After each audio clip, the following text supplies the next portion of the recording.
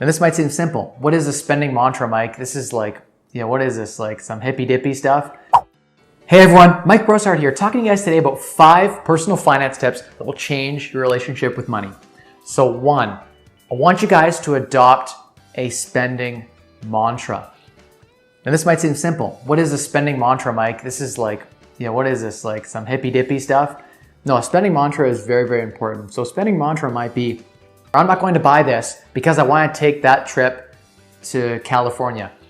I am not going to spend on X because I want to reach financial independence. I want to retire early. Now that sort of mantra, whatever it is, maybe it's for myself, it was your freedom is more important to your family than anything else. And every time I wanted to buy something, I would just say that mantra to myself, and it helped me curb and stay on track with my budget. The next thing is changing your mindset. Now, before we get into the nitty-gritty about some of the things like net worth and budgeting, your mindset is so important. Your relationship with money defines how well you'll learn it, how well you'll save it, how well you'll become wealthy. And the secret to mastering your relationship with money is in the mindset. You need to get rid of those toxic disbeliefs like those who make a lot of money are greedy, or socialist type thinking like money is the root of all evil, corporate profit is bad, greed is bad, the stock market's bad, real estate's evil. All of these negative mindsets that people have put in their head that stops them from having a healthy relationship with money. Money is just a means to an end. It isn't evil, it isn't good or bad. The person, decides what they do with that money. And I think unlocking financial independence and being free is one of the best things you can do. So this is a great personal finance tip. Start with your mindset, right? And come up with mantras, change your mindset. The third thing I want to talk to you guys about is track it. What doesn't get measured doesn't happen. What doesn't get measured doesn't get made. So if you don't create a budget and stick to it, you're not going to follow through. So you need to sit down and say, I'm going to spend $100 a month on miscellaneous spending, like call it coffee and eating out. And let's say that was a $100 goal. Go get mint.com as a pro tip. Sign up your banking information on mint.com. It's a free website that'll give you notifications if you exceed certain budget targets. It's not the only one. There are other ways to budget. I used to do it all in Microsoft Excel. So I would just go down, I'd make a budget, and I'd track my spending and put all the stuff in there. And then once I had stuck to my budget for a few months, I would then just live my life according to the spending mantra, trying to spend as little as possible to accomplish my goal. And I would go back and do an audit. So every, once a year, I would check my spending for a month and say, hey, am I still on track? And doing that check, just saying, hey, how am I spending? What am I spending on? The data shows that people who track their budgets and track what they spend significantly less frivolously, and they're much, much better with their money. So just tracking it will cause you to be more successful because you'll be more aware of what you're spending your money on and what you're doing with your money. Of course, in line with tracking it is also tracking your net worth. This is your scorecard. This is your progress. Even if your net worth is negative. Net worth is, by the way, all of your assets. Write down every single asset that you own and all of your liabilities, everyone you owe money to, whether it's the bank, family, whoever you owe money to.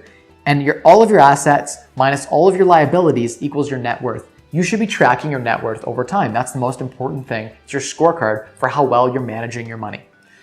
Next, we have, of course, goals. Goals. If you do not set smart goals, right? Goals that are specific, measurable, actionable, realistic, and timely. If you don't set specific goals you're going to be hitting, you're going to be moving aimlessly through life. And what ends up happening is people tend to overspend. They tend not to reach goals if they don't set them. So you have to set the goal. You have to say, hey, I want to make this a priority in my life. I want to unlock financial independence. For instance, if you're one of the 78%, according to Gallup study, who isn't happy in their jobs, right? 7 out of 10 people not happy in their jobs. If you're one of those people, right? You need to make this a priority. You can't say, I'm not happy in my job, but I'm not going to do anything about it. What you need to say is, I'm not happy in my job. I'd like to be an entrepreneur. I'd like to be financially independent. So I don't have to worry about working for money anymore. I just do what I love every day. Then you'd have to make that goal, not only have to set the goal, but you have to make that goal a priority. And you have to work towards it each and every day. It's not going to be easy, but I'm going to give you another tip that's going to make it really easy. And that's the final 5th tip. And that is set up a daily money minute. The daily money minute is so important. I do this, and it can be even 10 minutes, but I call it my daily money minute. Every day, Usually for me, I'm a night person, so it's before I go to bed. I will spend between 10 minutes and 20 minutes sitting down and having a look at my financials. I'll look over my credit card statements and say, hey, is anything here out of whack? Look at my bank accounts and say, hey, do the inflows and outflows make sense? Am I spending in the right areas the way that I thought I was spending?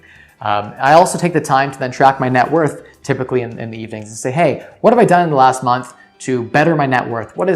Have my assets increased? Has any debt been paid down? Overall, what have I done to improve my finances? And the Daily Money Minute also reminds you to pay bills that aren't already automated. And by the way, you should be automating all of the bills that come off automatically.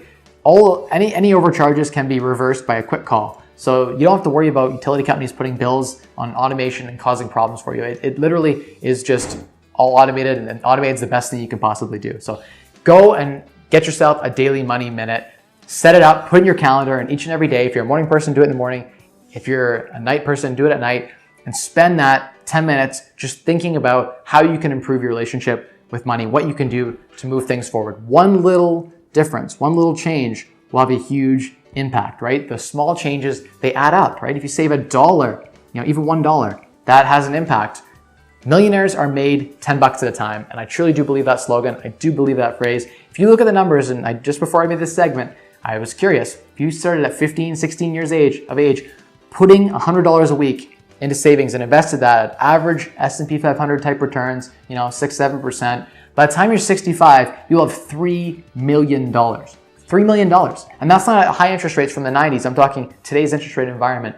You will have $3 million. $100 a week, guys. So if you're 16 years old, you're 18 years old watching this video, you're 20 years old today, even if you're 40, start saving today. Even $100 a week has a huge impact on making you a millionaire. You will become wealthy. You will become a millionaire if you start saving, and that's where it all starts. And if you enjoyed this video, I would appreciate it if you hit that like button. Of course, the little subscribe button. See my little picture right there? Yeah, it's kind of a cool little portrait I did sitting back. Click on it. Click on the subscribe button. I would really appreciate that. And share this video with someone in your network, one person who you think can improve their personal finances. And maybe they take one of these tips away. Maybe they change their relationship with money in a more positive direction and have a much better life, because money is a means to an end. It is the liquid motor oil that allows our engines to move today in society. And so it is important, and it's something we can master. It's really, really simple and easy. You just have to put the time, put the effort in, and make it a priority. So that's what I have for you guys today. Thank you so much for watching. I'm gonna finish with my catchphrase that I always use. If you wanna unlock a wealthier you need to spend less, earn more, and maximize your returns. That's it. Those are the 3 levers you got to play with. So play with all 3 if you can, in that order. Bye-bye, guys. Mike Rosehart, out.